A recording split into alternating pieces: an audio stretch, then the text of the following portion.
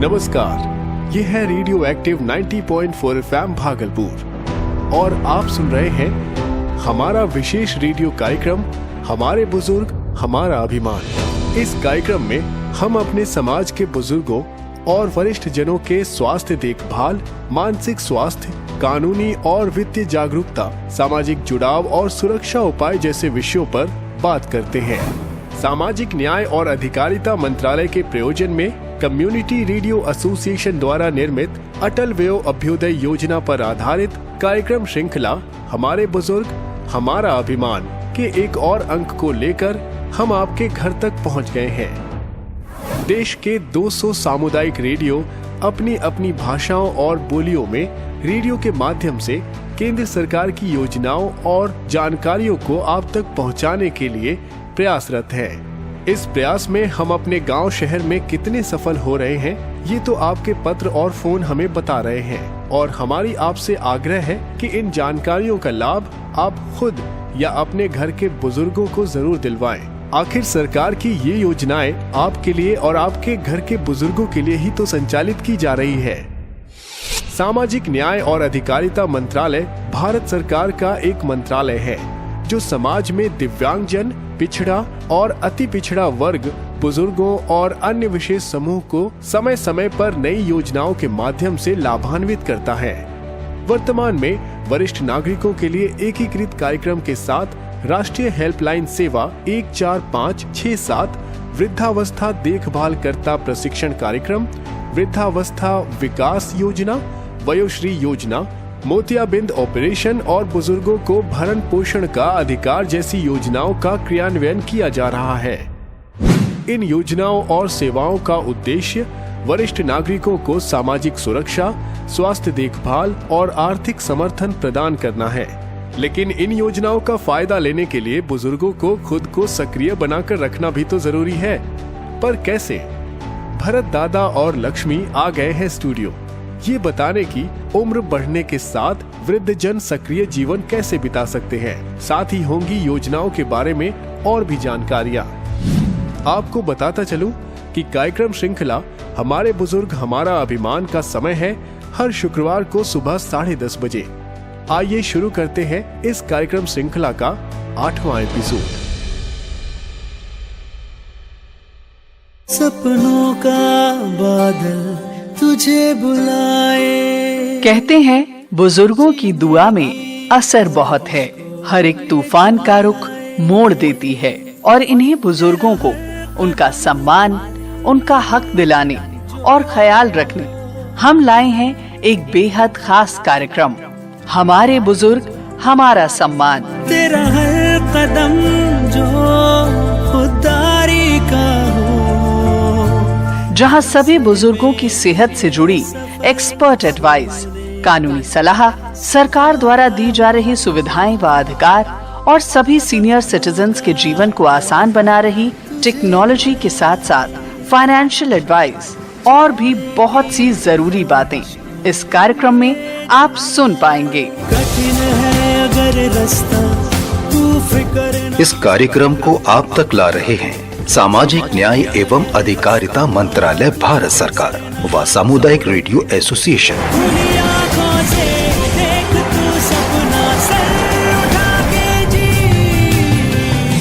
हमारे बुजुर्ग हमारा सम्मान। सर उठा के जी।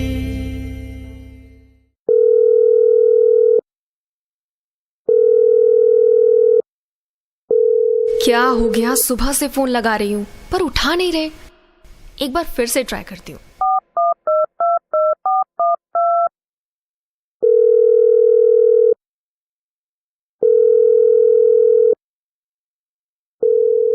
मम्मी, लगता है दादू को कोई प्रॉब्लम है। सुबह से फोन लगा रही हूँ, घंटी बज रही है लेकिन फोन रिसीव नहीं कर रहे। हेलो हेलो दादू। हाँ बेटा, तुमने फोन किया था क्या? क्या दादू, सुबह से कितनी बार कॉल कर चुकी हूँ। कहाँ थे आप? ठीक तो हैं? कोई प्रॉब्लम है क्या? तबीयत ठीक है आपकी? अरे बोलिए भी तो। बेटा तेरी स्पीड ट्रेन रुके तब तो मैं अपनी बैलगाड़ी चलाऊं। आप मजाक कर रहे हैं दादू, मुझे कितनी फिक्र हो रही थी। देख मैं बिल्कुल ठीक हूँ। कैसे देखूं? रुकिए वीडियो कॉल करती हूँ। मेरे पास ऐसा तरीका है कि बिना वीडियो कॉल के भी तू मुझे देख सकती है। कौन सा तरीका? कोई नया इनोवेशन हो गया है क्या? नया नहीं, ये तरीका तो सदियों पुराना है, बस अब लोग इसे ज्यादा इस्तेमाल नहीं करते। आप नहीं बदलेंगे दादू, हर बात को पहेली बना देते हैं। तो चल दोनों मिलकर पहेली सुलझाते हैं। दादू आप? कैसा सरप्राइज दिया? अच्छा, इसीलिए सुबह से फोन नहीं उठा रहे थे। और नहीं तो क्या, हमेशा तू ही अचानक आकर मुझे चौंका देती है। मैंने सोचा आज मैं तुझे धप्पा कर दूं। और वो जो आपके घुटनों में दर्द था, थोड़ा बीपी भी बढ़ा हुआ था, उसका क्या? अब भाई हाड़ मांस का शरीर है, कुछ न कुछ तो लगा ही रहेगा। इसका क्या मतलब, हम अपनी बिटिया को सरप्राइज करना छोड़ देंगे? आई लाइक योर एनर्जी दादू, पर सेहत का भी ध्यान रखना चाहिए। वो तो सरकार कर रही है ना। सरकार? कैसे? जादू के नंबर से। आप फिर पहेलियां बुझाने लगे? अरे भूल गई, तूने ही तो वो जादू का नंबर बताया था, 14567 यानी 14567। इस पर फोन करके मैं वरिष्ठ नागरिक स्वास्थ्य योजनाओं का पूरा लाभ लेता हूँ। वेरी गुड, ये हुई ना बात। उसी फोन से मुझे राष्ट्रीय वरिष्ठ नागरिक स्वास्थ्य देखभाल कार्यक्रम का पता चला। मैंने फौरन अपने सभी दोस्तों को इसकी जानकारी दी। वाह दादाजी, अलर्टनेस से तो आप हमारी जनरेशन को भी कॉम्प्लेक्स दे सकते हैं। तुम लोगों को देखकर तो हमें ऊर्जा मिलती है। तुम्हारी उम्र में हमें न तो इतना नॉलेज था और ना ही हम इतने टास्क किया करते थे। समय के साथ खुद को अपडेट रखना पड़ता है दादू। राइट। इसीलिए तो मैं खुद को अपडेट करने के लिए आ गया हूँ। समझ गई। मैं बाकी लोगों को फोन करती हूँ और फिर आपकी सॉफ्टवेयर ट्रेनिंग शुरू करती हूँ। तब तक आप थोड़ा रेस्ट कर लीजिए। रेस्ट? किसको चाहिए रेस्ट? 3 घंटे गाड़ी में बैठकर ही तो आया हूँ, दौड़ता हुआ थोड़े ही आया हूँ। आप भी कमाल है दादू, एक्टिव एजिंग का परफेक्ट एग्जाम्पल।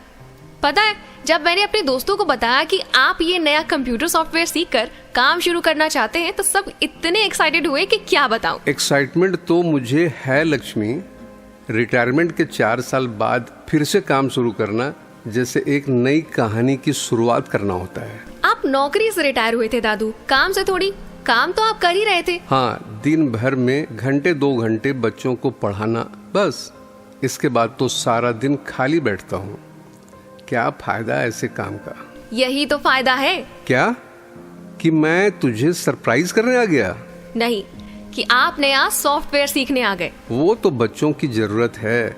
गांव में उन्हें ढंग से कंप्यूटर के बारे में बताने वाला कोई नहीं है। ये सॉफ्टवेयर उन्हें आगे अपने कैरियर में काम आएगा। अब वो सब तो यहाँ आ नहीं सकते, ना ही तुम लोग लंबे समय तक वहाँ रह सकते हो।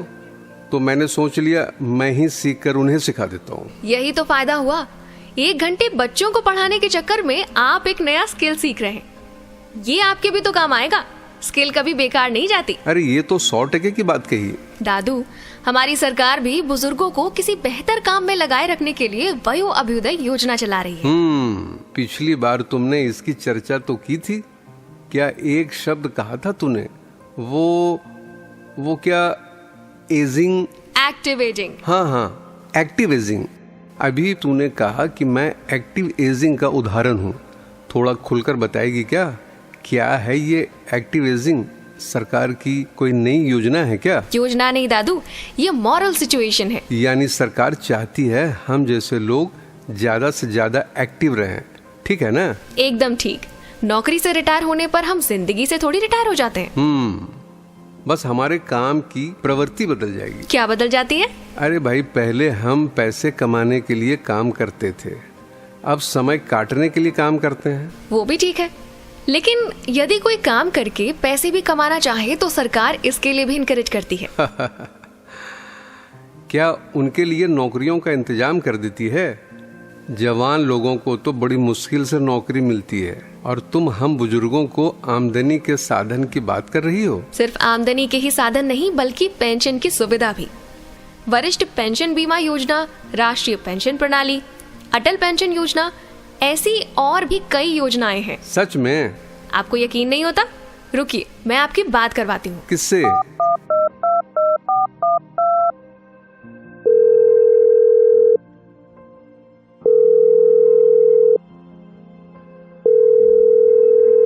गुड मॉर्निंग मैडम, लक्ष्मी बोल रही हूँ। अरे हाँ, बोलो बोलो लक्ष्मी। जी मैंने आपको अपने भरत दादाजी के बारे में बताया था ना, वो आ गए हैं। वो कुछ जानना चाहते हैं, वो आपसे बात करेंगे। अच्छा ठीक है, तो बात कराओ उनसे। जी मैडम। अरे कौन है, मैं क्या बात करूंगा?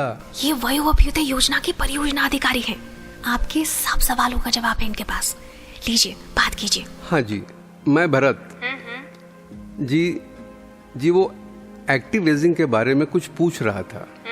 लक्ष्मी कह रही थी कि सरकार हम बुजुर्गों को भी काम दे रही है। जी, तो भारत सरकार की सक्रिय बुढ़ापे यानी एक्टिव एजिंग नीति और कार्यक्रमों का उद्देश्य जो है ना, वो बुजुर्ग नागरिकों की स्वास्थ्य, उनकी सामाजिक और आर्थिक सुरक्षा को सुनिश्चित करना है। बढ़ती उम्र के साथ नागरिकों को बेहतर जीवन स्तर देने के लिए इन नीतियों में बहुत सी सुविधाएं हैं, जैसे स्वास्थ्य सेवाएं, वित्तीय सुरक्षा और सामाजिक कल्याण से जुड़ी हुई बहुत सी योजनाएं। जी। अब ऐसी ही एक योजना है national policy on older persons, यानी राष्ट्रीय वृद्धजन नीति। हाँ जी। ये नीति वरिष्ठ नागरिकों के कल्याण और उनके सक्रिय भागीदारी सुनिश्चित करने के लिए लागू की गई थी। इसका उद्देश्य है कि स्वास्थ्य देखभाल हो, बुजुर्गों के लिए स्वास्थ्य सुविधाओं की उपलब्धता सुनिश्चित करना हो, आर्थिक सुरक्षा यानी पेंशन, बीमा और वित्तीय सहायता प्रदान करना हो, या फिर सामाजिक समर्थन जैसे वृद्धजनों को समाज के साथ जोड़ना और उनकी भागीदारी को बढ़ावा देना है, और साथ ही आवासीय सुविधाएं यानी वृद्धाश्रम और वृद्धजन दिवस केयर केंद्रों की स्थापना करना। इन सुविधाओं के साथ साथ integrated program for senior citizen यानी IPSRC। अब ये कार्यक्रम जो है ना, वो शुरू किया गया था सन 2007 में, और इसका उद्देश्य वरिष्ठ नागरिकों को सहायक सेवाएं प्रदान करना है। वृद्धाश्रम, डे केयर सेंटर और मोबाइल हेल्थ केयर यूनिट्स की स्थापना, गरीब और जरूरतमंद बुजुर्गों के लिए आर्थिक सहायता और सामुदायिक भागीदारी के माध्यम से बुजुर्गों के लिए सेवाओं का प्रबंधन। और भारत दादू, अब जिस योजना के बारे में बताने जा रही हूँ, ये बहुत जरूरी योजना है, यानी अटल पेंशन योजना। जी। अब बुजुर्गों के लिए पेंशन की सुविधा बहुत महत्वपूर्ण होती है, और ये योजना असंगठित क्षेत्र में काम करने वाले बुजुर्गों के लिए शुरू की गई थी। 60 साल से ज्यादा की उम्र के बाद पेंशन की गारंटी। वो लोग जो किसी ऐसी कंपनी से रिटायर नहीं हुए हैं जहां पर उनकी पेंशन हो, तो फिर बुढ़ापे का सहारा कौन बनेगा? तो यहाँ पर न्यूनतम मासिक पेंशन 1000 से 5000 तक दी जा रही है, और सरकार द्वारा सही योगदान दिया जा रहा है। हाँ जी। अगली योजना है राष्ट्रीय वृद्धजन स्वास्थ्य देखभाल कार्यक्रम। भारत दद्दू, ये भी बहुत आवश्यक योजना है, जिसको अंग्रेजी में national program for health care of the elderly कहा जाता है। इस प्रोग्राम का उद्देश्य है बुजुर्गों की स्वास्थ्य समस्याओं का समाधान करना। अब जैसा कि आप जानते ही हैं कि उम्र बढ़ने के साथ बीमारियां भी बढ़ती हैं, पर बीमारियां बढ़ें तो बढ़ें, उनका इलाज समय पर मिल जाए ना, इससे बड़ी तसल्ली कुछ नहीं होती। जिला अस्पतालों और प्राथमिक स्वास्थ्य केंद्रों पर बहुत से वृद्धजन स्वास्थ्य इकाइयों की स्थापना करना, मुफ्त चिकित्सा और स्वास्थ्य परामर्श सेवाएं, वो भी डॉक्टर्स द्वारा, एक्सपर्ट्स अलग अलग फील्ड के। वृद्धजनों के लिए मोबाइल मेडिकल यूनिट्स, यानी ऐसी सुविधाएं जहां पर अपने आप वृद्धों के पास भी अलग अलग मोबाइल यूनिट्स आएंगे और उनका इलाज कर दिया जाएगा। तो भारत दद्दू, अब जिस योजना के बारे में बता रही हूँ ना, वो हमने प्रोग्राम्स में पहले भी बताया हुआ है, और इसका बहुत ज्यादा लाभ भी लोग उठा रहे हैं। और वो योजना है प्रधानमंत्री वय वंदना योजना। ये योजना वरिष्ठ नागरिकों को वित्तीय सुरक्षा प्रदान करने के लिए है, यानी सुनिश्चित पेंशन लाभ, जो कि हर बुजुर्ग का हक भी है। निवेश की राशि पर गारंटीड रिटर्न्स। अब अगर रिटायरमेंट का थोड़ा सा पैसा कोई निवेश करना चाहे और निवेश करके उस पैसे के इंटरेस्ट से कुछ लाभ कमाना चाहे, तो गारंटीड रिटर्न्स भी इसमें दिए जा रहे हैं, और इसमें अधिकतम 10 वर्षों की अवधि रखी गई है। इसके साथ साथ वृद्धजन अधिनियम, यानी maintenance and welfare of parents and senior citizen act 2007। इस अधिनियम का उद्देश्य है कि बुजुर्गों को उनकी संतानों से देखभाल और सहारा प्राप्त करने के लिए अधिकार देना।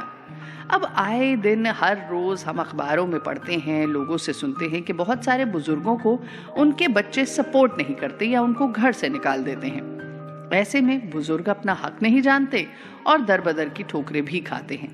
पर इस अधिनियम के अंतर्गत बुजुर्ग माता पिता को भरण पोषण का अधिकार मिलना आवश्यक है, और बच्चों को ये खास कार्य करना ही होता है। वृद्धाश्रमों की स्थापना भी की गई है अलग अलग जगहों पर, ताकि वृद्ध जिनका कोई नहीं है वो इन आश्रमों में जाकर अपनी जिंदगी गुजार सके। और वृद्ध जनों के अधिकारों की सुरक्षा, यानी उनके जो अधिकार हैं इस अधिनियम के अंतर्गत वो सारे अधिकार आते हैं। और भी बहुत सी सरकारी पहल हैं, जैसे आयुष्मान भारत योजना, वृद्ध जनों के लिए स्वास्थ्य बीमा, रेलवे और बस किराए में कुछ रियायतें, ताकि वृद्ध आसानी से एक जगह से दूसरी जगह जा सके कम टिकट के पैसों में। वरिष्ठ नागरिक कार्ड यानी सरकारी सेवाओं में प्राथमिकता। अब 60-65 साल से ज्यादा की उम्र के बाद लाइनों में कैसे खड़े रहेंगे, ये भी एक चैलेंज होता है। तो ऐसी परिस्थिति में दद्दू बहुत जरूरी है कि वृद्धों को उनकी प्राथमिकता मिले। इसीलिए सीनियर सिटीजन आई कार्ड भी जरूरी होते हैं। डिजिटल लिटरेसी प्रोग्राम, अब समय के साथ आगे बढ़ना भी जरूरी है, तो डिजिटली आगे बढ़ने के लिए डिजिटल कौशल सिखाने की पहल भी बुजुर्गों के लिए खास तौर पर से की गई है। अब मैं आपको बताती हूँ कुछ हेल्पलाइन सेवाओं के बारे में। मुझे लगता है ये हेल्पलाइन सेवाएं आप तो बताते ही रहते हैं, पर लोगों को, खास तौर पर से बुजुर्गों को और उनके बच्चों को ये सुविधा के बारे में जरूर पता होना चाहिए। जैसे एल्डर लाइन, अब ये बहुत आसान सा नंबर है, 145667। वृद्ध जनों की शिकायतें और जरूरतों के समाधान के लिए इस नंबर पे कोई भी बुजुर्ग कॉल करके अपनी समस्याएं बता सकता है और समाधान भी हो सकता है।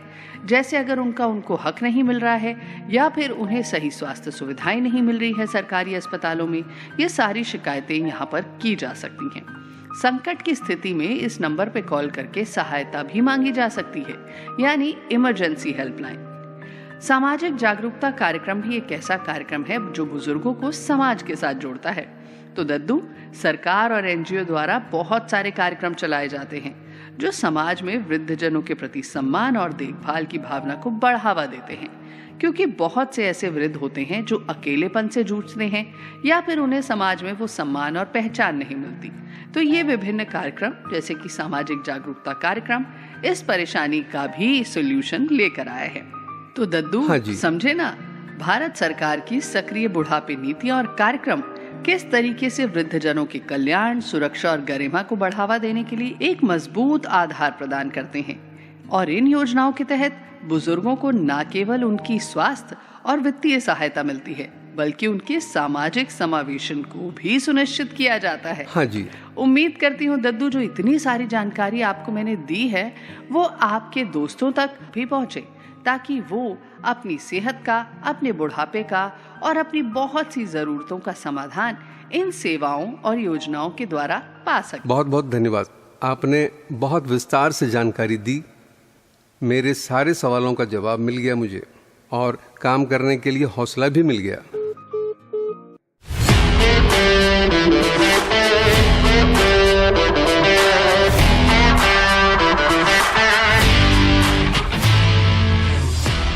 स्वागत है आप सभी श्रोताओं का देश भर के 200 सामुदायिक रेडियो पर प्रसारित होने वाले इस विशेष कार्यक्रम हमारे बुजुर्ग हमारा अभिमान में। और हम दोनों मिलकर एक बार फिर स्वागत करते हैं आपका इस विशेष कार्यक्रम हमारे बुजुर्ग हमारा अभिमान में। सपनों का बादल तुझे बुलाए। कहते हैं बुजुर्गों की दुआ में असर बहुत है, हर एक तूफान का रुख मोड़ देती है।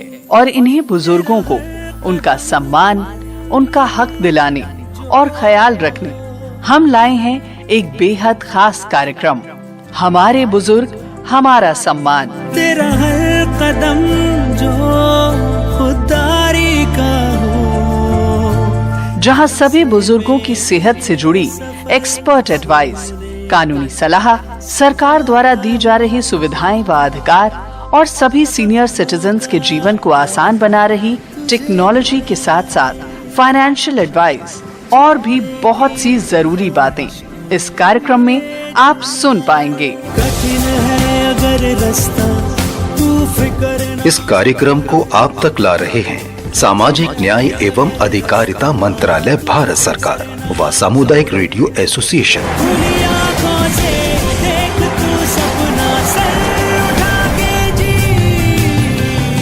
हमारे बुजुर्ग हमारा सम्मान। सर उठा के जी।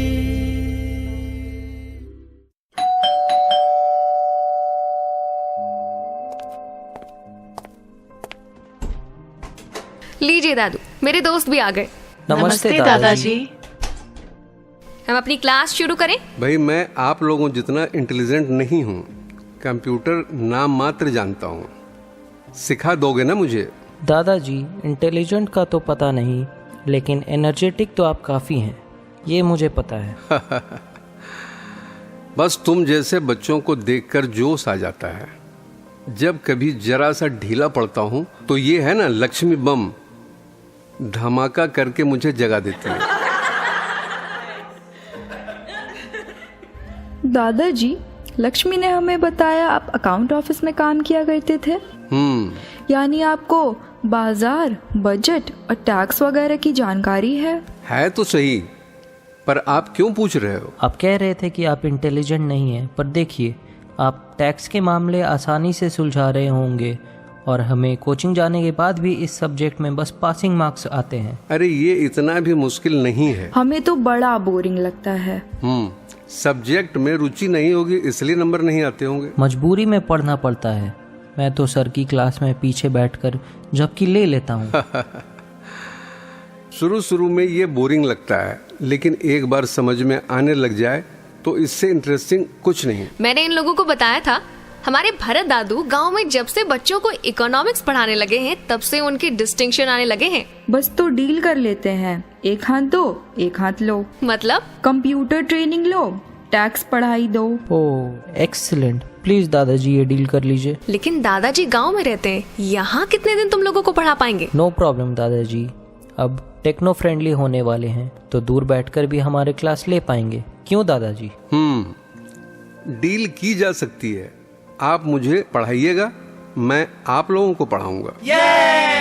ये तो पार्टी वाला बात हो गया। अभी पार्टी तो नहीं कर सकते, लेकिन इस डील को सेलिब्रेट तो कर ही सकते हैं। कैसे? कुछ खा के? खा भी लेंगे, लेकिन पहले कुछ गाना वाना हो जाए। बता कौन सा गाना लगाऊं? गाना तो लाइव चलेगा। लाइव? पर गाएगा कौन? तू गाना गाएगा तो हम सबको कान बंद करना पड़ेगा।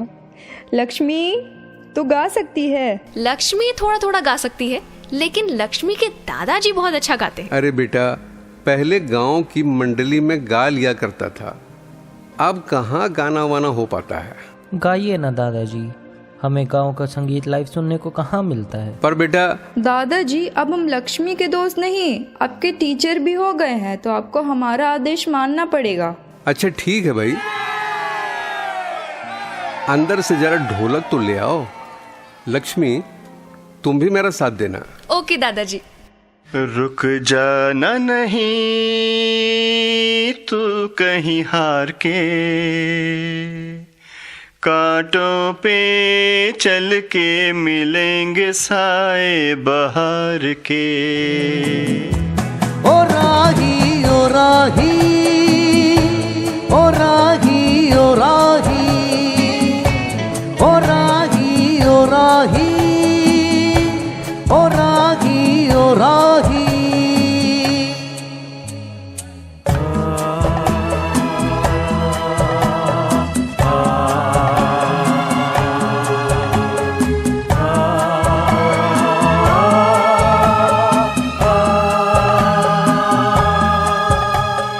सूरज देख रुक गया है, तेरे आगे झुक गया है।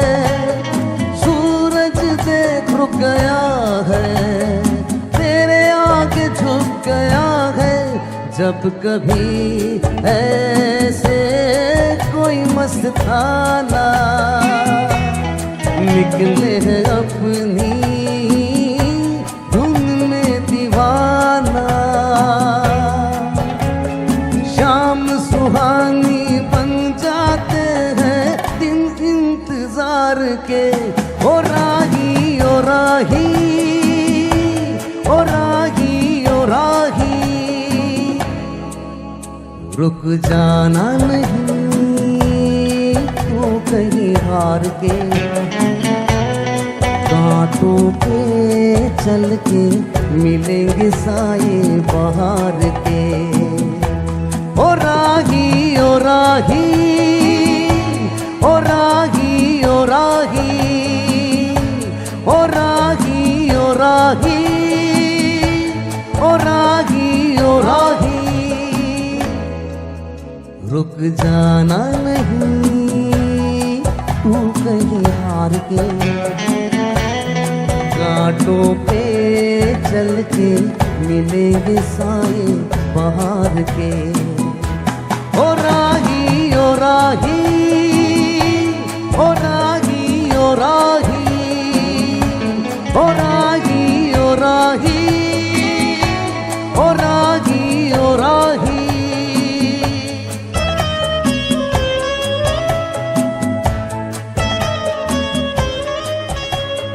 वाह वाह, ऐसे ही गाने बजाने और पढ़ाने वाले टीचर मिल जाए तो हमारा भी बेड़ा पार हो जाए। अब तुम भी टीचर हो, तुम्हें भी ऐसे ही गाते बजाते ही दादू को सिखाना पड़ेगा। गाते बजाते ही नहीं, मैं तुम्हें कहानियाँ सुनाते हुए भी पढ़ा सकता हूँ। वाह, तो फिर आज से ही क्लास शुरू कर देते हैं। हाँ हाँ, सुनाइए ना दादाजी। ठीक है, तो सुनो। एक गांव में एक वृद्धा अपने 2 बेटों के साथ रहती थी। एक दिन एक दुर्घटना में उसके एक पुत्र की मृत्यु हो जाती है और कुछ समय के बाद पुत्र काम धंधे की तलाश में दूर शहर चला जाता है। वह वृद्धा अकेली रह जाती है। बेटे को परदेश गए कुछ ही दिन हुए थे। एक दिन एक व्यक्ति वृद्धा के दरवाजे पर आकर प्रार्थना करने लगा कि हे माई, मैं मुसाफिर हूँ, आज की रात मुझे घर में ठहरने की जगह दे दीजिए। वृद्धा उसे आदर के साथ अंदर ले गई। उत्सुकतावश उसने मुसाफिर से पूछा, तुम कहाँ से आ रहे हो? उसने जवाब दिया, दूसरी दुनिया से। भोली बुढ़िया पहले तो कुछ समझी नहीं, फिर उसने मासूमियत से पूछा, दूसरी दुनिया यानी भगवान के घर से? मुसाफिर धीरे से मुस्कुरा दिया और दूसरी दुनिया के बारे में तरह तरह की बातें बताने लगा। वृद्धा की आंखों में चमक आ गई। उसने स्वीकार कर लिया कि जरूर ये भगवान का भेजा हुआ दूत है जो मेरे मरे हुए बेटे की खबर लेकर आया है। वृद्धा ने उससे अपने बेटे के बारे में पूछा तो मुसाफिर ने मुस्कुराते हुए बताया कि आपका बेटा और मैं भगवान के यहाँ एक ही कमरे में रहता हूँ। वो वहाँ सारस पालता है। आप तो जानती ही हैं अम्मा जी कि सारस हमेशा कटीली झाड़ियों में चले जाते हैं। उनके पीछे भागते भागते आपके बेटे के कपड़े जूते सब फट गए हैं। बड़ा बुरा हाल है, आप देखेंगी तो रोना आ जाएगा। मुसाफिर की बात सुनकर वृद्धा सचमुच में रोने लगी।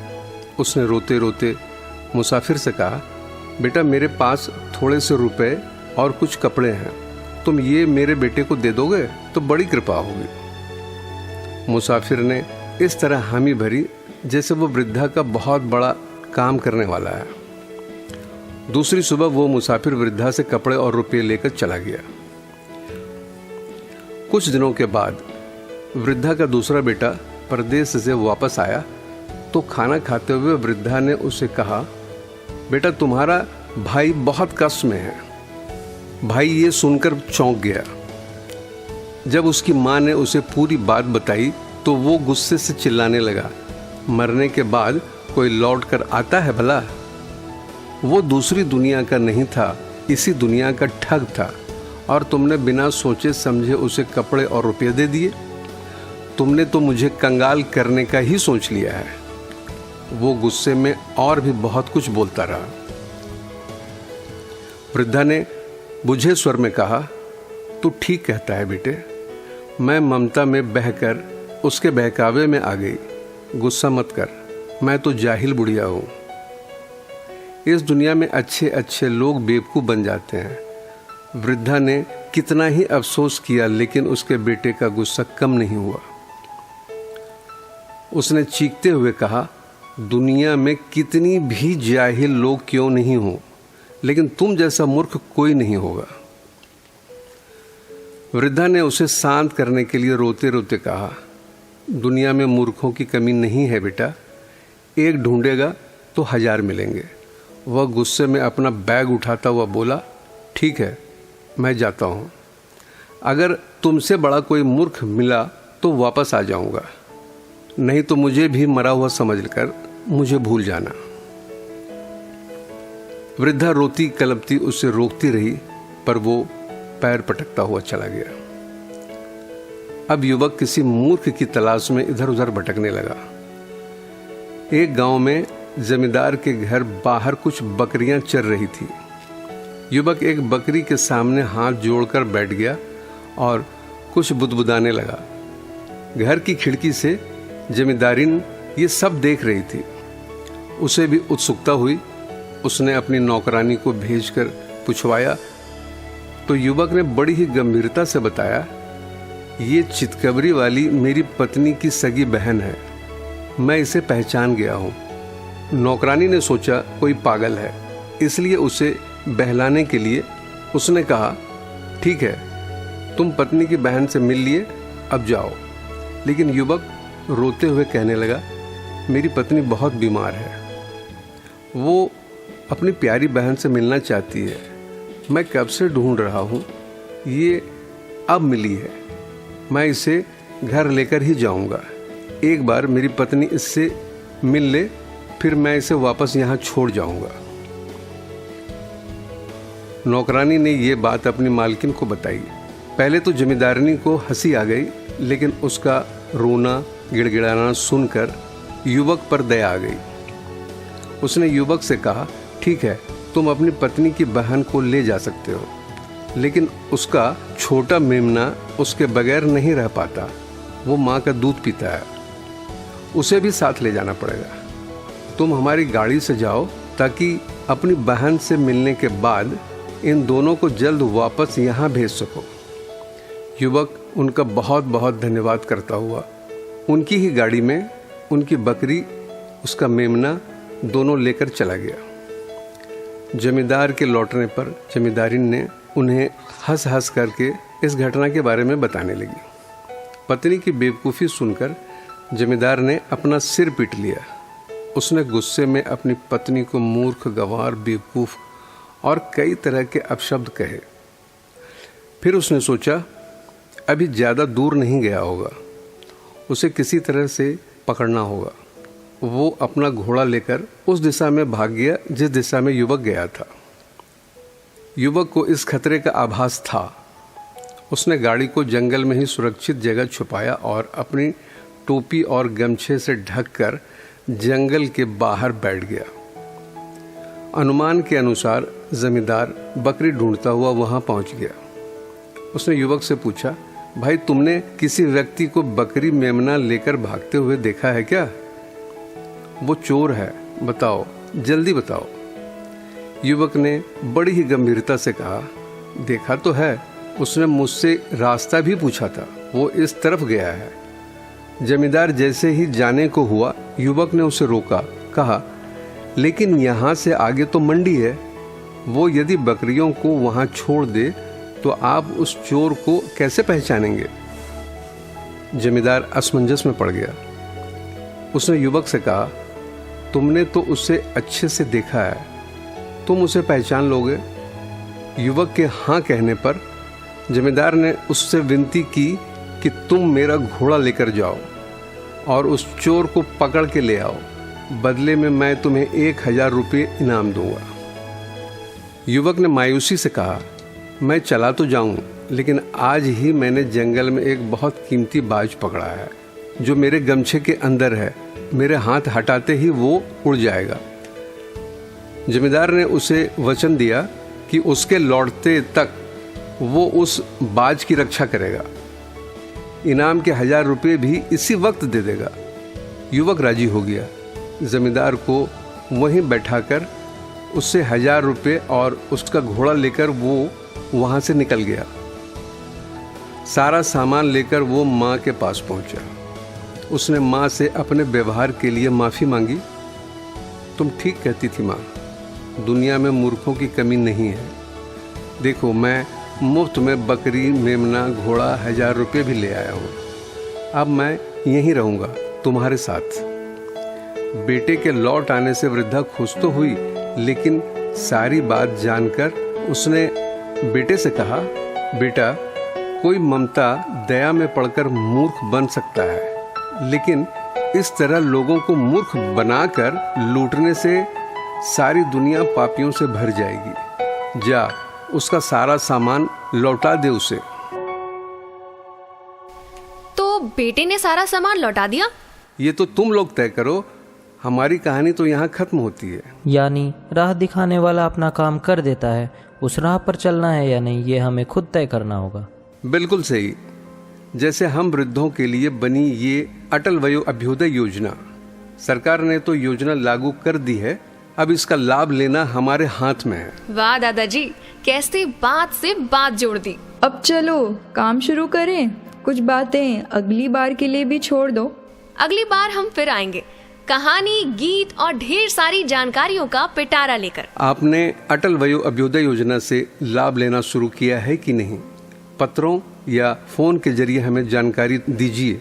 नहीं किया है तो 14567 यानी 14567 एल्डर लाइन नंबर पर फोन लगाकर अपनी समस्याएं बताएंगे, तभी तो सहायता मिलेगी। सामाजिक न्याय और अधिकारिता मंत्रालय के प्रायोजन में कम्युनिटी रेडियो एसोसिएशन द्वारा निर्मित अटल वयो अभ्युदय योजना पर आधारित कार्यक्रम हमारे बुजुर्ग हमारा अभिमान कार्यक्रम सुनते रहिए, जानकारियाँ इकट्ठी करते रहिए और लाभ भी लेते रहिए। फिलहाल आज के लिए अनुमति दीजिए। नमस्ते। नमस्ते।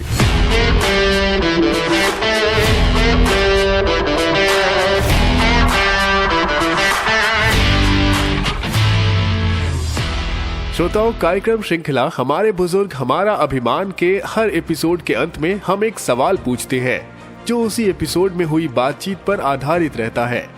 सारे एपिसोड में पूछे गए सभी सवाल के सही जवाब देने वाले को मिलेगा एक खास पुरस्कार और रेडियो एक्टिव भागलपुर के स्टूडियो में बैठकर पूरे भागलपुर से बात करने का अवसर।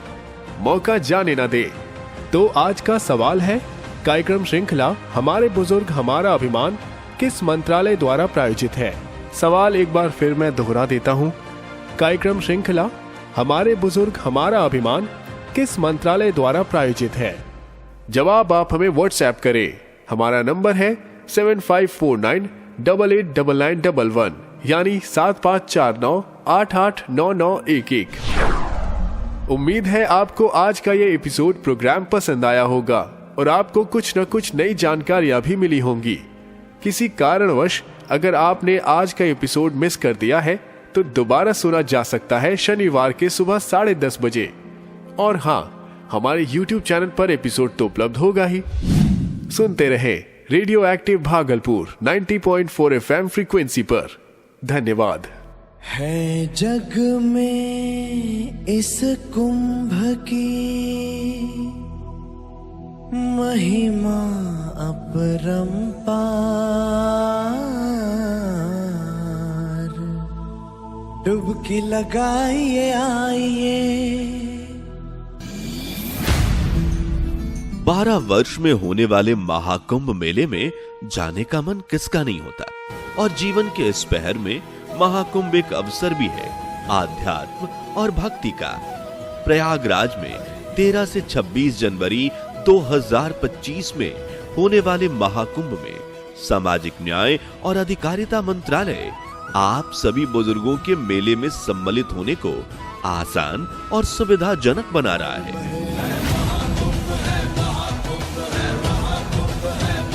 इस अवसर पर मंत्रालय संचालित कर रहा है अपना एक सुविधा स्टॉल, जहां वृद्ध जनों को मिलेगी हर तरह की सुविधा और सहायक उपकरण, साथ ही उचित सलाह भी, और साथ ही सामाजिक न्याय और अधिकारिता मंत्रालय आप सीनियर सिटीजन से यात्रा के दौरान कुछ सावधानी बरतने की अपील भी कर रहा है। आप सभी ये यात्रा अकेले ना करें और किसी को अपने साथ जरूर लाएं। ज्यादा भीड़ भाड़ में सावधानी बरतें और भीड़ से बचें। घबराएं नहीं, धैर्य बनाए रखें। मेले के नियमों का पालन करें। किसी असुविधा में सामाजिक न्याय और अधिकारिता मंत्रालय के स्टॉल पर या नजदीकी सहायता अधिकारियों से संपर्क करें।